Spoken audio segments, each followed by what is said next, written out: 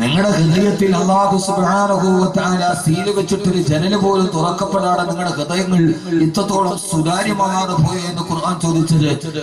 അഫലാ യതദബ്ബറൂനൽ ഖുർആൻ, ഖുർആനിനെ നിങ്ങൾ ചിന്തിക്കാത്തതുണ്ട്. അം അലാ ഖുലൂബിൻ അഖ്ഫാലുഹാ, ഈ ഖുർആൻ നിങ്ങൾ ചിന്തിക്കാതിരുന്നത് നിങ്ങളുടെ ഹൃദയത്തിന് താഴിട്ട് പൂട്ടി വെച്ചത് കൊണ്ടാണ് എന്ന് വിശുദ്ധ ഖുർആൻ. അള്ളാഹുവിന്റെ ഖുർആൻ അതിന്റെ അവതരണത്തിന് ആദ്യം സാധിച്ച ഒരു വിപ്ലവം ഖുർആൻ പരിചയപ്പെടുത്തുക എന്നതാണ് നവകാല ലോകത്തിൽ ഒരു പ്രബോധകന്റെ ധർമ്മം. ഖുർആനിനെ കുറിച്ചും മാൽക്കം എക്സ് എന്ന് പറയുന്ന വിശ്രുതനായ ചിന്തകൻ പറഞ്ഞത്, ഏറ്റവും നല്ല ഒരു product in hand of A bad salesman, ഏറ്റവും മോശമായ സെയിൽസ്മാന്റെ കയ്യിൽ കിട്ടിയ ഏറ്റവും നല്ല പ്രൊഡക്റ്റ് എന്നാണ് മാൽക്കം എക്സ് ഖുർആനെ കുറിച്ച് പറഞ്ഞത്. ഏറ്റവും നല്ല ഒരു പ്രൊഡക്റ്റ് കിട്ടിയത് ഏറ്റവും മോശം സെയിൽസ്മാന്റെ കയ്യിലായാൽ പിന്നെ ഏത് കടയിലെത്തുക? ഈ ഖുർആൻ മുസ്ലിമിന്റെ കയ്യിൽ കിട്ടിയത് ക്രൈസ്തവ മതത്തിൽ നിന്ന് ഇസ്ലാമിലേക്ക് ഖുർആൻ പഠിച്ചിട്ട് പരിവർത്തനം എന്ന മാൽക്കം എക്സ് ആണ് പറഞ്ഞത്. ഈ സാധനം വളരെ അമൂല്യമാണ്, പക്ഷെ കിട്ടിയത് ഒന്നിനും കൊള്ളാത്ത കുറെ സെയിൽസ്മാൻമാരുടെ കയ്യിലായി. എടുക്കുമ്പോൾ ഒന്ന് മുത്താനും പിന്നെ വെക്കുമ്പോൾ 2-3 പ്രാവശ്യം മുത്താനും ഖുർആനിനെ നാം മാറ്റിയപ്പോൾ യഥാർത്ഥത്തിൽ ഖുർആൻ എന്തുകൊണ്ടാണ് 2 ഉപയോഗത്തിനാണ് ഖുർആനിനെ നമ്മൾ മാറ്റിയത്. ഒന്ന്, എന്റെ പ്രിയപ്പെട്ട സഹോദരിമാർ നന്നായിട്ട് അറിയണം, ഖുർആനിനെ നമ്മൾ മാറ്റിയത് ഇന്നേ വരെ ജീവിതത്തിൽ ഖുർആനിനെ നമ്മൾ ഉപയോഗിച്ചത് 2 കാര്യങ്ങൾക്ക് വേണ്ടിയാണ്. ഒന്ന്, സാധാരണ എല്ലാവരും പറയുന്നുണ്ട് മരിക്കുമ്പോൾ ഓതാൻ വേണ്ടി, അത് ഓതണം, ഓതിയ പ്രതിഫലം കിട്ടുക തന്നെ ചെയ്യും, സന്ദേഹമില്ല. പക്ഷേ നമ്മൾ ഖുർആനിനെ സാധാരണ ഉപയോഗിക്കുക, ഒന്ന്, പുതിയ വീട് വെച്ചാൽ ആ വീട്ടിലേക്ക് കയറുന്നതിന്റെ അന്ന് ആദ്യം അവൻ ഖുർആനെ കയ്യിൽ പിടിച്ചിട്ടാ കയറുക. കാരണം ജീവിതത്തിൽ ഇന്നേ വരെ അവൻ ഓതിയിട്ടുണ്ടാവില്ല. പാലുകാച്ച് നടക്കുന്ന സദസ്സിൽ ആദ്യമായി ഒതുണ്ടാകട്ടെ ഇല്ലാതാകട്ടെ വലത് കാല് വെക്കുമ്പോൾ കയ്യിലൊരു ഖുർആൻ ഉണ്ടാകണമെന്ന ഒരു ചടങ്ങിന് വേണ്ടി നമ്മൾ ഖുർആനിനെ മാറ്റി. രണ്ടാമത്, നമ്മളൊക്കെ ഖുർആനിനെ ഉപയോഗിക്കുന്നത് രണ്ടാമത്തെ കാര്യം, ഗൾഫിൽ നിന്ന് ഭർത്താവ് പറഞ്ഞാൽ അയൽപക്കക്കാരെന്തേലും പറഞ്ഞാൽ ഭാര്യയോട് പറയും ഇതിൽ തൊട്ടിട്ട് സത്യം ചെയ്യും. ഭാര്യയുടെ ചാരിത്രശുദ്ധിയിൽ സംശയം തോന്നിയാൽ ആ സമയത്ത് ഭർത്താവ് ഗൾഫിൽ നിന്നപ്പോൾ പുറം ചാടിയിട്ടുണ്ടോ എന്നറിയാൻ സത്യം ചെയ്യാൻ കഴിയുന്ന ഒരു ഗ്രന്ഥമായി സത്യം ചെയ്യുക. മലബാറിലൊരു വലിയ മക്ബറയുണ്ട്, അവിടെ സത്യം ചെയ്യാൻ ആളുകൾ പോകാറുണ്ട്. അവിടെ പോയി സത്യം ചെയ്താൽ ഉറപ്പാണെന്നാണ് നാട്ടുകാരുടെ വിശ്വാസം.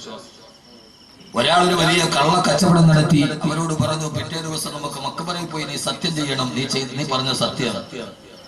ഇയാൾ എന്ത് ചെയ്തെന്നറിയോ? പിറ്റേ ദിവസം സത്യം ചെയ്യണം ആളുകളുടെ മുമ്പിൽ വെച്ച്. തലേ ദിവസം അവിടെ പോയിട്ട് പറഞ്ഞു അസ്സലാമു അലൈക്കും, മക്ബറയിൽ ചെന്നിട്ട് നാളെ ഞാൻ വന്നിട്ടൊരു സത്യം ചെയ്യും. അത് തെറ്റാ. ഇപ്പൊ പറയണതാണ് കറക്റ്റ്. അപ്പൊ ഇപ്പൊ പറയുന്നതാണ് കറക്റ്റ്, നാളെ ഞാൻ അത് പറയുമെന്ന് തിരിഞ്ഞാണ്ടാക്കണം. യഥാർത്ഥത്തിൽ നമ്മുടെ ദുനിയാവിന് വേണ്ടി നമ്മൾ കറാമത്തിനെയും ഉപയോഗപ്പെടുത്തി, വിലായത്തിനെയും ഉപയോഗപ്പെടുത്തി, ഖുർആനിനെയും ഉപയോഗപ്പെടുത്തി. എനിക്ക് പലപ്പോഴും തോന്നാറുണ്ട്, ഖുർആനിലെ 2 ആയത്തുകളാണ് നമുക്ക് പലപ്പോഴും മനഃപ്പാടമുള്ളത്. ഏത് ആളുകളോട് ചോദിച്ചാലും 2 ആയത്ത് എല്ലാവർക്കും മനഃപ്പാടമാണ്. ഒന്ന്, ഇന്നല്ലാഹു യഅ്മുറു ബിൽ അദ്ലി വൽ ഇഹ്സാൻ വ ഈതാഇൽ ഖുർബ. കാരണം രണ്ടാമത്തെ ഖുത്ബയിൽ ഖത്തീബ് ഊതുമ്പോഴാണ് സാധാരണ ഹൗദിന്റെ കരയിൽ നിന്ന് സയ്യിദ് ദുഖാരി കാജാബീഡി വലിച്ചിട്ട് അകത്ത് കയറുന്നത്. അങ്ങനെ എല്ലാ വെള്ളിയാഴ്ചയും ഖത്തീബിന്റെ ഖുർആൻ ഖുത്ബ തീർന്നു നിസ്കാരം തുടങ്ങാറായി എന്ന് പീഡികത്തിലിരിക്കുന്നവൻ അറിയാനുള്ള ആയത്താണിത്. രണ്ടാമത്, എല്ലാ പുരുഷന്മാരും കാണാതെ പഠിച്ച മറ്റൊരായത്ത്, ആവശ്യം വന്നാൽ 4 പെണ്ണ് കെട്ടിക്കോ. ഈ ആയത്ത് നമുക്ക് മനഃപ്പാടാണ്. ഇതിന്റെ അപ്പുറത്തേക്ക് അള്ളാഹുവിന്റെ വിശുദ്ധമായ ഖുർആൻ പരമാണു മുതൽ പരലോകം വരെ, ആറ്റം മുതൽ ആഖിറം വരെ ലോകത്തോട്ട് പറഞ്ഞു കൊടുത്ത അള്ളാഹുവിന്റെ വിശുദ്ധമായ ഖുർആനിന്റെ ആശയ ആവിഷ്കാരത്തിലൂടെ ഇറങ്ങി നടക്കാൻ നമുക്ക് കഴിയാത്തതാണ്. ജീവിതത്തെ തന്നെ തിരിച്ചറിയാൻ നമുക്ക് കഴിയാതെ പോയത്. അള്ളാഹുവിന്റെ വിശുദ്ധമായ ഖുർആൻ അവതരിപ്പിക്കപ്പെടുമ്പോൾ മക്കയിലെ സാഹചര്യം 4000 വർഷങ്ങൾക്ക് പുറത്ത് പ്രബോധന രീതിയിൽ പ്രബോധക ദൗത്യം നിർവഹിച്ച ഖലീലുല്ലാഹി ഇബ്രാഹിം നബി അലൈഹിസ്സലാത്തു വസ്സലാം അള്ളാഹു ഏകനാണ് എന്ന് ലോകത്തോട് പറയാ തൗഹീദിന്റെ ഉപാസകനായി കാലാന്തരത്തിന്റെ മുകളിലൂടെ നടന്നുപോയ ഇബ്രാഹിം നബി അലൈഹിസ്സലാത്തു വസ്സലാം പുനർനിർമ്മിച്ച കഅബാലയത്തിന്റെ മുമ്പിൽ 4000 വർഷം കഴിയുമ്പോൾ മനാത്ത ലാത്ത എന്ന പേരിൽ 330 കോടി ദൈവങ്ങളും തൗഹീദിന്റെ ഉപാസകനായ ഇബ്രാഹിം നബി അലൈഹിസ്സലാത്തു വസ്സലാമിന്റെ പ്രതിമയുണ്ടാക്കിയ കഅബാലയത്തിന്റെ പ്രഥമ കവാടത്തിലും മറുഭാഗത്ത് ഇസ്മായിൽ നബി അലൈഹി സ്വലാത്തു വസ്സലാമിന്റെ പ്രതിമ വടക്കേ കവാടത്തിൽ സ്ഥാപിച്ച് അള്ളാഹു ഏകനാണ് എന്ന് പറയാൻ വേണ്ടി വന്ന ഇബ്രാഹിം നബി അലൈഹി സ്വലാത്തു വസ്സലാമിന്റെ പ്രതിമയുടെ മുമ്പിൽ ആരാധിച്ചിരുന്ന അള്ളാഹുവിനെ നിഷേധിച്ചിരുന്ന അബൂജഹലിന്റെ സമൂഹത്തോട് അള്ളാഹുവിനെ കുറിച്ച് പഠിപ്പിച്ചു കൊടുക്കുവാൻ ആദ്യമായി അള്ളാഹുവിന്റെ വിശുദ്ധമായ ഖുർആൻ അവതരിപ്പിക്കപ്പെടുമ്പോ പ്രവാചകൻ നബി മുഹമ്മദ് മുസ്തഫ സല്ലല്ലാഹു അലൈഹി വസല്ലമ ഹിറാ ഗുഹയിൽ ധ്യാനമഗ്നനായിരിക്കുമ്പോ ആദരവായ റസൂലുള്ളാഹി സ്വല്ലല്ലാഹു അലൈഹി വസല്ലമയുടെ അടുക്കലേക്ക് അള്ളാഹുവിനെ അബൂജഹൽ അള്ളാഹുവിനെ നിഷേധിക്കുന്ന അബൂജഹലിന്റെ ഉത്തുവത്തിന് ശൈബത്തിന് മക്കാ ഖുറൈശികൾക്കും അള്ളാഹുവിനെ പരിചയപ്പെടുത്തുവാൻ വേണ്ടി ആകാശലോകത്തു നിന്ന് ദിവ്യാമൃതം പോലെ ഖുർആൻ അവതരിപ്പിക്കപ്പെടുമ്പോ ആ ഖുർആനിലൂടെ ആകാശലോകത്തു നിന്ന് കടന്നുവെന്ന് ദിവ്യബോധനത്തിന്റെ വെളിപാടുമായി കടന്നുവെന്ന് റൂഹുൽ അമീൻ മലക്ക് ജിബ്രീൽ അലൈഹിസ്സലാത്തു വസ്സലാം ആദ്യമായി അവതരിപ്പിച്ച പ്രഥമ സൂറത്തേതാ? അല്ലാഹുവിന്റെ ഖുർആനിൽ ആദ്യമായി അവതരിപ്പിക്കപ്പെട്ട ആദ്യത്തെ അധ്യായം ആഖിറത്തെ കുറിച്ചല്ല, സ്വർഗ്ഗലോകത്തെ കുറിച്ചല്ല, നരകത്തെ കുറിച്ചല്ല, മീസാനിനെ കുറിച്ചല്ല, സിറാത്തിനെ കുറിച്ചല്ല. അല്ലാഹുവിന്റെ ഖുർആൻ ആദ്യമായി പറയുകയാണ് ഇഖ്റാ ബിസ്മി റബ്ബിക്കല്ലദീ ഖലഖ് ഖലഖൽ ഇൻസാന മിൻ അലഖ് اقرأ وربك الأكرم الذي علم بالقلم علم الإنسان ما لم يعلم. ആദ്യമായി ഖുർആൻ അവതരിപ്പിക്കപ്പെടുമ്പോൾ വിശുദ്ധമായ ഖുർആൻ പേരെടുത്ത് പരാമർശിച്ച ആദ്യത്തെ വസ്തു ഏതാ? എല്ലാവരും പറയാറുണ്ട് ഖുർആൻ ആദ്യമായി പേരെടുത്ത് പറഞ്ഞ വസ്തു പേനയാണ്. അതൊരു മിഥ്യാധാരണയാണ്. ആദ്യമായി ഖുർആൻ പേരെടുത്ത് പറഞ്ഞ വസ്തു പേനയല്ല. അല്ലദീ ഖലഖൽ ഇൻസാന അലക്കിൽ നിന്ന് നിന്നെ സൃഷ്ടിച്ച അല്ലാഹുവിന്റെ നാമത്തിൽ വായിക്കുക നബിയേ. ഏകനായ അല്ലാഹുവിനെ പരിചയപ്പെടുത്തുമ്പോൾ വഹദാനിയത്തിന്റെ ഉബൂദിയത്തിന്റെ റുബൂബിയത്തിന്റെ അടയാളമായ അല്ലാഹുവിനെ അബൂജഹലിന്റെ മുമ്പിൽ പരിചയപ്പെടുത്തുമ്പോ അല്ലാഹുവിന്റെ ഖുർആൻ പറഞ്ഞ കണ്ണു തുറന്നിട്ട് മുകളിലോട്ട് നോക്കിയാൽ കാണുന്ന ആകാശത്തെ പടച്ച റബ്ബെന്നല്ല, ഭൂമിയെ പടച്ച റബ്ബെന്നല്ല, അബൂജഹലേ ഈ കാണുന്ന മഹാസമുദ്രത്തെ പടച്ച റബ്ബെന്നല്ല, അല്ലാഹുവിനെ പരിചയപ്പെടുത്താൻ ആദ്യമായി ഖുർആൻ പറഞ്ഞ വിശേഷണ പദം അല്ലദീ ഖലഖൽ ഇൻസാന മിൻ അലഖ്. യഥാർത്ഥത്തിൽ ഖുർആൻ ആദ്യം പേരെടുത്ത് പറഞ്ഞ വസ്തു പേനയല്ല. അത് ആളുകൾ വെറുതെ ഇങ്ങനെ സാക്ഷരത സാക്ഷരത എന്ന് പറഞ്ഞിട്ട് പറഞ്ഞു ഒരു ജാരിയായ സദഖ പോലെ ഒരു ജാരിയായ ഖത്തറാണ്. യഥാർത്ഥത്തിൽ ആദ്യം പറഞ്ഞ സാധനം ഖുർആൻ പേരെടുത്ത് പറഞ്ഞ സാധനം അലഖ്. അബൂജഹലിനോട് വേണമെങ്കിൽ പറയാം, അബൂജഹലെ കണ്ണു തുറന്ന് നോക്കിയാൽ കാണുന്ന ഈ ആകാശത്തെ സൃഷ്ടിച്ച അല്ലാഹ് എന്ന് പറയാം, ഭൂമിയെ സൃഷ്ടിച്ച അല്ലാഹ് എന്ന് പറയാം, ഈ പർവ്വതനിരകളെ സൃഷ്ടിച്ച അല്ലാഹ് എന്ന് പറയാം. ഇല്ല, ഇന്നേ വരെ ഒരു മനുഷ്യൻ കണ്ണുകൊണ്ട് കാണാത്ത ഒരു വസ്തുവിനെയാണ് അല്ലാഹു ആദ്യം ഖുർആനിൽ പറഞ്ഞ അലഖ്.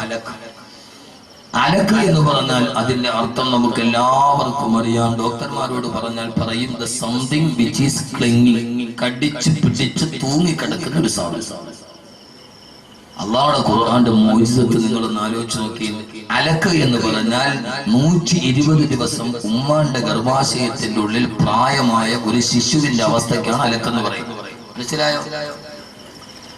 നിങ്ങളെ ഞാൻ പടപടപടപടാന്ന് പറഞ്ഞിട്ട് പോകുക, അവസാനം ഇറങ്ങിട്ട് എന്താ കേട്ടോ ഒരു വിഷയം പറയുന്നത് മനസ്സിലാക്കിയിട്ട് പോകണം എന്ന് പറഞ്ഞാൽ ഞാനും നിങ്ങളും ഉമ്മാടെ ഗർഭാശയത്തിൽ 4 മാസം പ്രായമുള്ളപ്പോൾ നമ്മുടെ അവസ്ഥ എന്താണോ അതിനാണ് അലക്കുന്നത്. ഉമ്മാടെ ഗർഭാശയ ഭിത്തിയിൽ കടിച്ചു പിടിച്ചു തൂങ്ങിക്കിടക്കുന്ന ഒരു സാധനം. എന്തിനാണ് അല്ലാഹു ആദ്യം തന്നെ മനുഷ്യനോട് പറഞ്ഞപ്പോൾ ഉമ്മാടെ ഗർഭാശയത്തിന്റെ ഭിത്തിയിൽ നീ കടിച്ചു പിടിച്ചു തൂങ്ങിയാണ് കിടന്നത് എന്ന് ഓർമ്മിപ്പിച്ചത് എന്തിനാണ്? ഇതാണ് എന്റെ വിഷയം, ജീവിതം പൊരുതാനുള്ളത്.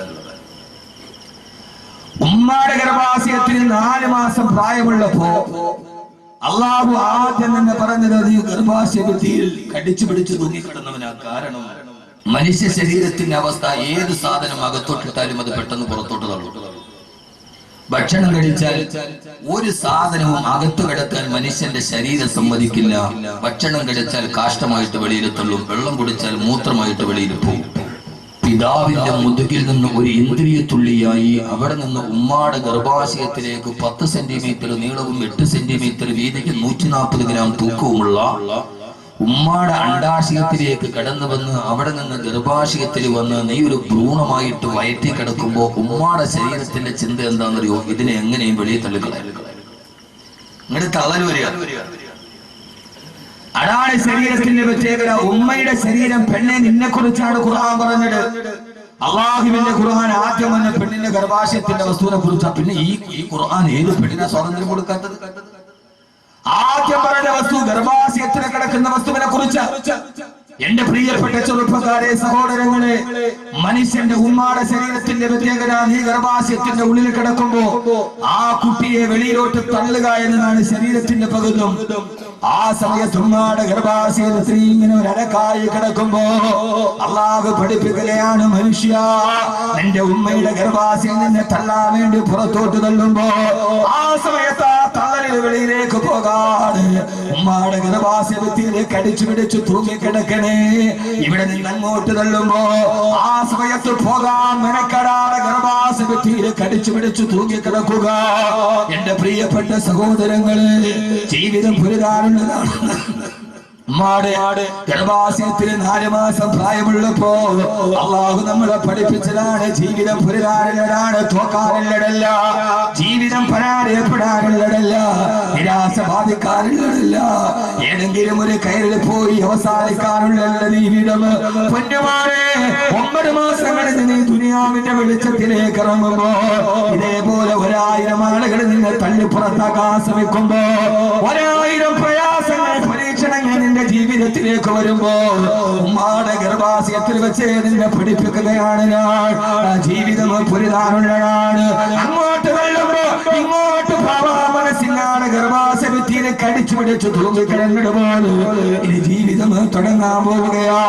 മാരകമായ രോഗങ്ങൾ, പ്രയാസങ്ങൾ, കടങ്ങൾ, ബാധ്യതകൾ, ആദികൾ, വ്യാധികൾ, ആകുലതകൾ, വ്യാകുലതകൾ, 1000 പ്രയാസങ്ങളിലേക്ക് ജീവിതം കടന്നു പോകുമ്പോ തളരരുത്, ഭയപ്പെടരുത്, നിരാശയിലോട്ട് കടന്നു പോകരുത്.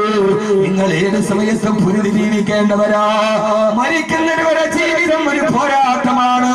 ജീവിതം തളരാനുള്ളതല്ല, ജീവിതം പോരാട്ടത്തിന്റെ രീതിയാണെന്ന് ഉമ്മാന്റെ ഗർഭാശയത്തിൽ 4 മാസം പ്രായമുള്ളപ്പോ പഠിച്ചതാണ്.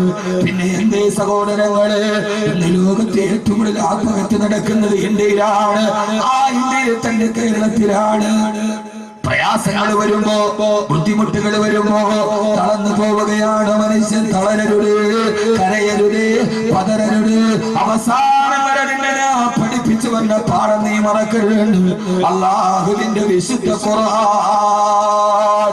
അതുകൊണ്ടാണ് ഞാൻ എന്റെ വിഷയത്തിന് ശീർഷകത്തിന് പേരിട്ടത് ജീവിതം പുരതാനുള്ളതാണ്. അലക്കുന്ന സാധനത്തിനെ പ്രഥമമായി പ്രതിപാദിച്ചതിലൂടെ ഖുർആൻ നമ്മളോട് പറഞ്ഞിട്ടുണ്ട്. ഏറ്റവും വലിയ ജീവിതത്തിൽ മറക്കാത്ത പെങ്ങളെ, സഹോദരങ്ങളെ, ഏത് പ്രയാസം വന്നാലും തളരരുത്. കവിൽ തടത്തിലൂടെ കണ്ണുനീര് തടം തള്ളിയാ തുടങ്ങിയാലും ആര് നിന്നെ കൈവിട്ടാലും നിനക്കൊരു റബ്ബില്ലയോ. സത്താറോ ഗഫാറോ വഗീഗേ രണ്ടോ ഏറ്റവും നിന്നോട് സ്നേഹമുള്ള നിന്റെ റബ്ബുണ്ടല്ലോ, ഞാനുണ്ടല്ലോ. ഉമ്മാടെ ഗർഭാശയം നിന്നെ വെളിയിലോട്ട് തള്ളിയപ്പോ ആ സമയത്ത് പുറത്തേക്ക് പോകാതെ 9 മാസവും 10 ദിവസവും നിനക്ക് അവിടെ താമസ സ്ഥലം ഒരുക്കി തന്ന ഞാനല്ലേ കൂടെയുള്ളത്. അതുകൊണ്ട് നീ തളരരുത്. ജീവിതം പുരിതാനുള്ളതാണെന്ന് അല്ലാഹുവിന്റെ വിശുദ്ധ ഖുർആൻ.